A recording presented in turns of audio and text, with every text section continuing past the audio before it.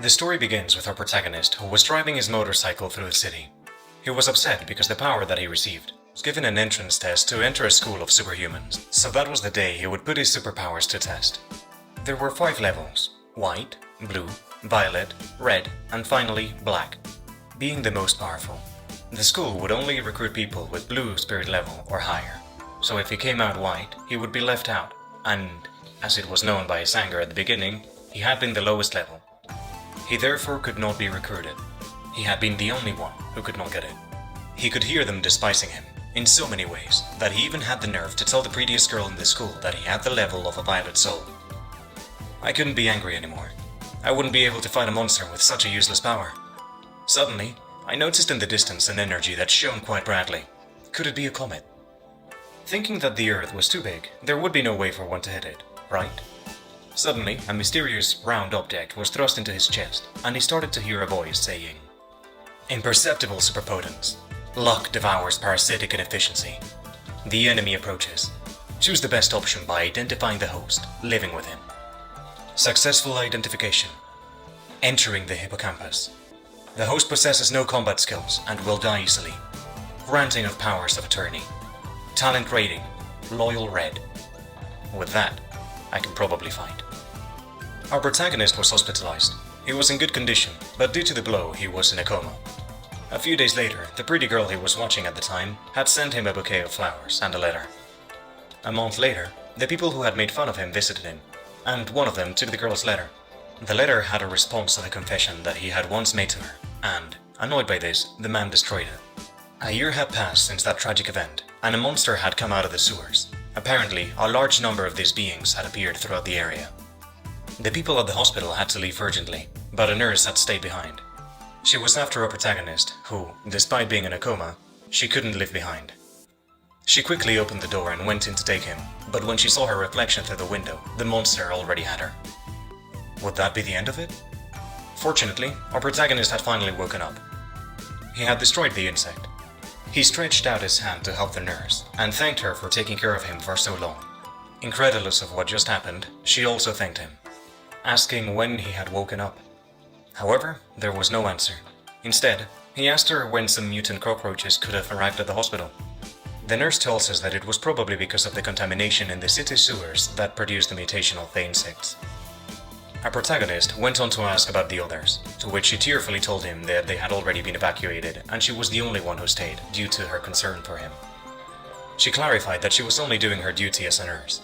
She was very intrigued by his power. The very thought that a student could have destroyed the creature seemed mind-blowing to her. It was then revealed that it was due to a technique he had been mentally training while he was in coma. However, it wasn't the time to talk. They had to leave as soon as possible and reach the evacuation groups, but to do so, he had to take care of those insects first. He had practiced the technique so many times, but it was the first time that he tried it, and yet it was amazing. Would his fist be his extraordinary ability? He told her that he was still a student, one who failed a year ago. It was something that the nurse found very strange. She kept thinking that he must have a power that compared to one of the stars, one of the extraordinary ones. At that moment, and after thinking about it carefully, she began to think that as well as the meat and cockroaches, there would be others. Suddenly, on the outside, an explosion occurred on the evacuees' bus. The bridge had been destroyed, and to make matters worse, a swarm of cockroaches was about to surround the vehicle. The people inside are terrified, asking for the help of some superhuman. Fortunately for the people, a star-ranked extraordinaire had appeared to the rescue.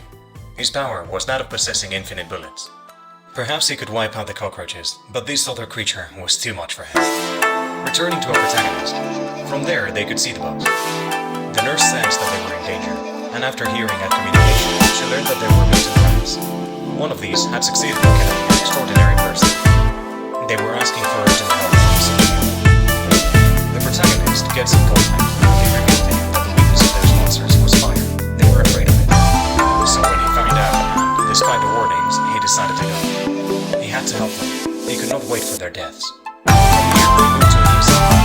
The giant rat was in full control of the bus. The creature was playing with his prey. After seeing that, and being sure of himself, the protagonist decided to leave, asking the nurse to stay with her no matter what. But she was hesitant. She was worried about it. But he questioned her, asking what, as a nurse, if a patient were in danger, could she just stand there and do nothing? He added that until he tried it, he would not know the result. The creature was almost as big as a building. He knew that if he received as much as a touch from his claws, he would not live to tell the tale. Had he succeeded in fainting her? Our protagonist thinks that with one more hit, everything would be over. But it was far from reality. The rat was smart. With that, he realized that with his level of power, it would be impossible for him to finish that monster. Fortunately, the environment favored him. The rat had destroyed enough cars to leave a circle of fuel around him. And so, without further ado, he lit a lighter and burnt it. Although the rat was still alive, he managed to make it scared. And after absorbing and concentrating all the fire in his fist, he attacked it. There was no trace left of it. One of the people rescued was fascinated. He was an extraordinary high rank, but why was he wearing a patient's gown? A nurse who was there recognized him. He was the student in coma, but except for the one who helped him, the others did not remember his name. It was none other than Ming-hee, the student rejected at the audition. At the control base, a woman informed another possible extraordinary person that there was no need to hurry. The monster had already been defeated. It was an acquaintance of the protagonist, asking who had been the person who solved the problem. They didn't know, taking it for granted that it was not a student, since any other extraordinary could have been defeated by that monster. Although the most important thing was to know the origin of the contamination. She was worried that there were more and more mutant creatures. The only thing she could do was to evacuate and isolate the area. From there, back to Ming-hee. He was outside the isolated area. The nurse was treating some of the damage to his hand. She was praising him for what he was able to do earlier. Suddenly, a girl starts screaming. She was demanding to enter the south area. She was very upset because her beloved young brother was in the hospital, saying that he had already been in a coma for a year. Even so, they would not let her pass because it was too dangerous, but she did not care. She wanted to save her brother without realizing that he was already there, standing by her side, hearing everything. When she finally sees him, it all becomes clear. His older sister was so worried about him that last year, when he was in a coma, she had to take several jobs to pay for his medical expenses, but since he had finally woken up, she thanked him for all his efforts. The next day, after such a long time, he was able to sleep at home. His older sister had left him food alongside a note saying that she would see him very little. She still had to work to pay the medical bills. They were very high sums, to the point where she had to work 3 jobs to pay them, and she looked very pale because of it. He had to find some way to help her. That's when he found in the news that they were offering a big reward for anyone who could discover the source of the contaminated liquid, plus 3K for a mutated cockroach, and 5 million for a giant rat.